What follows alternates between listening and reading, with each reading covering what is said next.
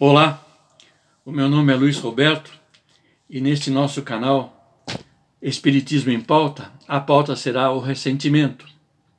O Espírito André Luiz nos alerta: habitue-se a considerar o ressentimento por sinal de perigo que se deve claramente evitar. Ressentimento ou ressentir significa sentir de novo, repetidamente, a mesma coisa, em razão daquilo que nos foi dito ou feito, por termos interpretado de mau grado aquilo que nos foi dito ou feito. Isso causa em nós mágoa, rancor, angústia, causa em nós egoísmo, avareza, inveja, alheamento. Isso tudo compõe o ressentimento. Então, ao combatermos em nós quaisquer desses vícios, nós estaremos combatendo a formação do ressentimento em nós. O ressentimento em nós, por qualquer desses meios, acaba por causar em nós outros um sofrimento de longa duração. Duração essa que pode se perpetrar por encarnações afora, uma vez que fica maculado o nosso espírito e o nosso corpo perispiritual carrega esse registro dessa mácula nas suas células perispirituais. E um dia, esse fluido tóxico em que se constitui esses maus sentimentos, acabará por gerar enfermidades nos nossos corpos físicos. E nós haveremos então de aprender pela dor, já que preferimos o magistério da dor e não o magistério do amor, perdoando as falas e atitudes que foram realizadas em relação a nós, nem sempre intencionais ou da maneira como nós registramos em nós. Então nós precisamos trabalhar isso, segundo o Espírito André Luiz, a fim de evitarmos muita dor. Eu me lembro de uma história, é uma história de ficção, mas que bem retrata os sentimentos humanos e a ação com esses sentimentos em favor ou desfavor, melhor dizendo, do próximo. Diz que num lugar assim muito gelado, muito frio mesmo, havia uma trilha em que era habitual os moradores da região transitarem por ela de uma instância a outra do local. Era uma trilha única que havia e era uma trilha bastante acidentada. E o frio a tornava ainda mais dura, mais difícil, mais cruel de se transitar por ela. Lá um dia por ela passavam 6 homens, mais ou menos no mesmo horário, e quando a nevasca se fez muito forte, e eles, sabedores de uma caverna que havia na região, se encaminharam, todos eles, sem se comunicarem, para a tal caverna. E lá encontraram alguma lenha que alguém havia deixado lá, um outro viandante que passou por lá em situação semelhante, e alguém deles, não se registra qual deles, fez lá uma fogueira.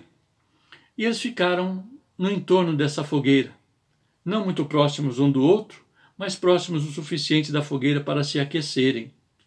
E ali ficaram calados, ninguém se abalou a conversar com ninguém, a saber da história de ninguém, do nome de ninguém. Ficou cada um deles fechado em si mesmo com as suas próprias preocupações. Mas a lenha daquela fogueira era pouca, não iria durar a noite toda, não iria entrar pela madrugada afora. E o curioso é que todos eles, era hábito na região, carregar consigo lenha para fazerem fogueira justamente para se aquecerem, para aquecerem os alimentos. Mas ninguém se abalou a pôr lenha na fogueira.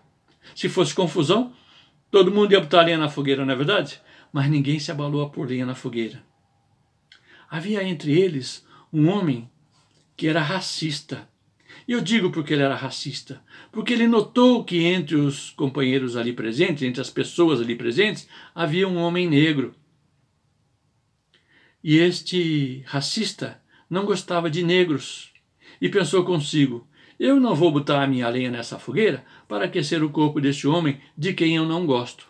E guardou a sua lenha dos olhares dos outros, para que ninguém a visse e que ninguém se apropriasse dela. O outro homem que estava ali presente também era um homem que, pelas vestes, denotava ser um homem rico. Mas era um homem rico em razão do trabalho que realizava. Porém, era um homem avarento.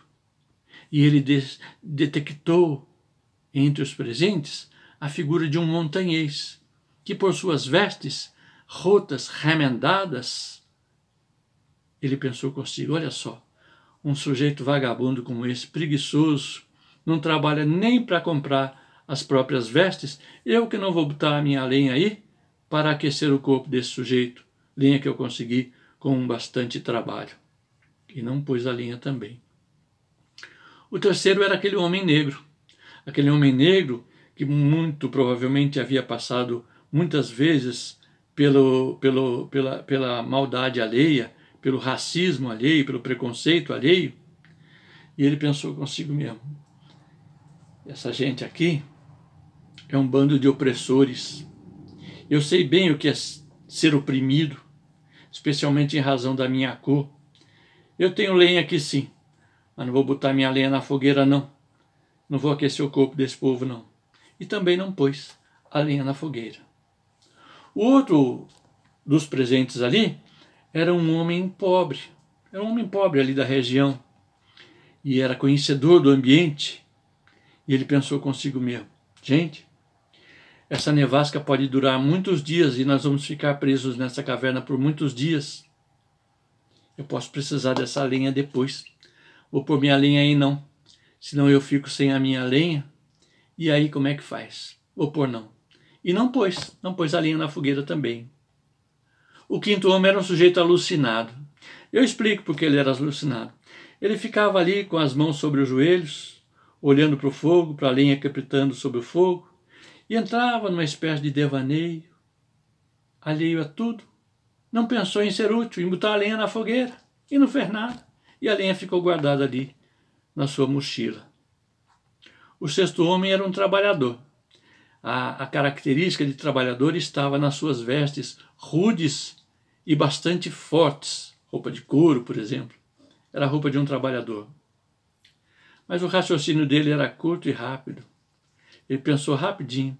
Eu que não vou botar essa lenha, aí a minha lenha aí nessa fogueira não, lenha que eu consegui com muita dificuldade, com muito trabalho, eu não vou botar a minha lenha aí não. E aí o sujeito egoísta não pôs a lenha na fogueira.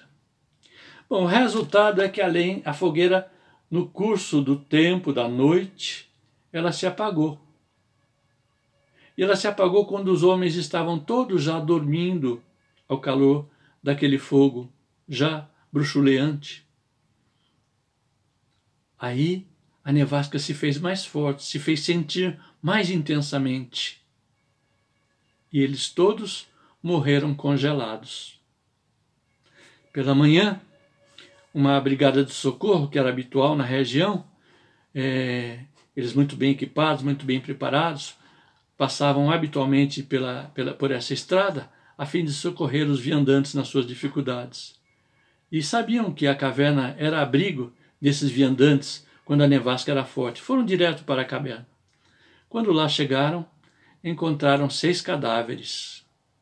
6 cadáveres muito bem provisionados de lenha.